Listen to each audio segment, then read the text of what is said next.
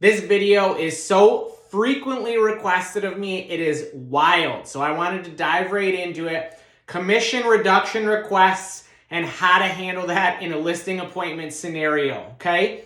So a lot of times we'll be in a listing appointment, or sometimes you'll be in a listing appointment, and the prospective seller client is going to ask you for a reduced commission. Now, my average commission, what I usually charge, is 6% plus a $5.95 compliance fee. I always split my commission evenly with the buyer's agent. That is that is the most common thing that I see here in Southeast Michigan, right? Maybe different in your market, but when I'm in the listing appointment, if a prospective seller asks me to reduce my commission, the first thing I'm going to do is I just say, no, I'm so sorry, I can't do that. And then I just wait, right? I allow that very uncomfortable, awkward pause, that silence to occur. It usually makes them so uncomfortable that they just say, okay, right? People are not good with gaps in conversation. They try to fill it, okay? So I use psychology sort of against them to win this negotiation. And they're hiring me to be a good negotiator, so don't feel bad about it, right? Like, they're hiring you because you should be good at tough conversations, right? Or at least minimally on your way to being good with tough conversations. So that's my first answer. I just say, no, I'm so sorry, I don't do that. If they keep pressing on, I just talk to them about the idea of value versus cost, okay? So I say, hey, look, like I totally understand. I probably ask for a commission reduction too. It's totally worth asking, and there's really no harm in doing it. I can respect that. But what I want to talk to you about is the difference between cost and value, okay? So you're talking to me, you're negotiating based on my cost, but what I'm trying to bring you is value, all right? And I believe that my service is incredibly valuable. I'm not just any old agent off the street who just, takes iPhone photos and posts your home on the MLS and hopes for the best. Like, I'm going to very actively invest in getting you the most possible money for your home, all right? And that takes money, right? I want to work with people who are invested in working with me, all right? It's a commitment. So if you're looking for the cheapest, price, then you're going to get that level of service, and that's not what I provide, right? I'm providing the best possible service, and as a result of that, I charge what I believe to be as fair. And to be honest, we can't have pre-established set commissions in our industry. That would not be okay or legal for me as a person with a broker's license or an agent's license for that matter. But what I charge is very average, and the service I provide is very above average. Okay, so, I'm so sorry I can't do that.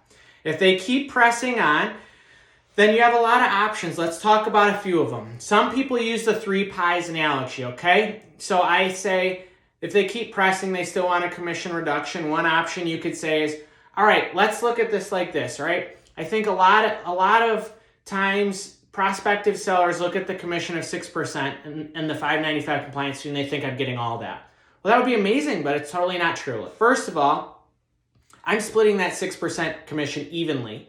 And I want you to know that 3% goes to my broker, right? The Michigan State EXP broker. They take their cut and then pay me. And then additionally, the other 3% is going to the buyer's agent's broker. They're taking their cut and then paying the buyer's agent, okay? So we've already gone from 6 to 3%, all right?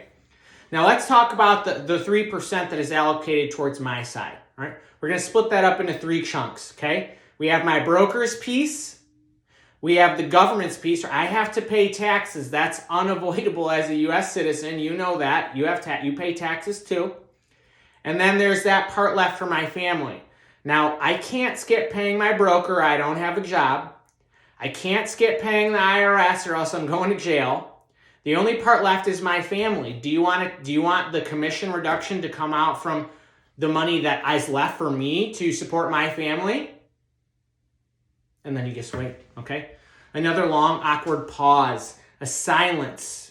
This should make people feel so uncomfortable about asking you to take home less money to pay for their family. But some people are ruthless, and this doesn't work on them. So let's talk about alternatives.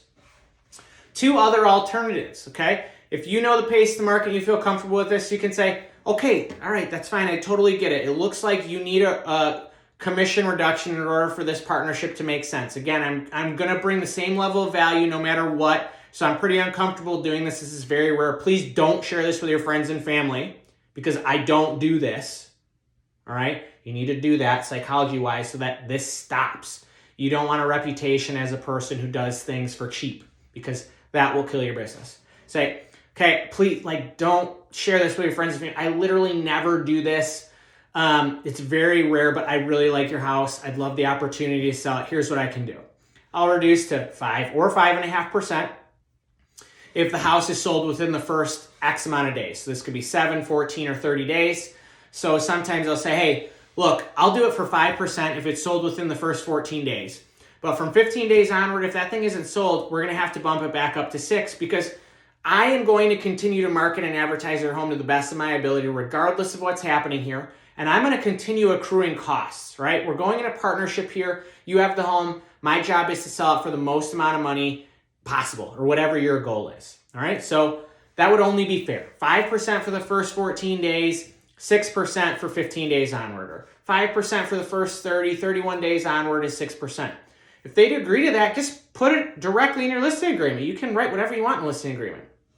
Another alternative, one I have used many times, this is my favorite if I have to give up some commission to get a job, to get a listing, this is my favorite because it doesn't necessarily equate to me losing net income and it incentivizes. I'm in a state where dual agency is allowed and I love dual agency. And so it's great for a lot of reasons. One, I can control both sides.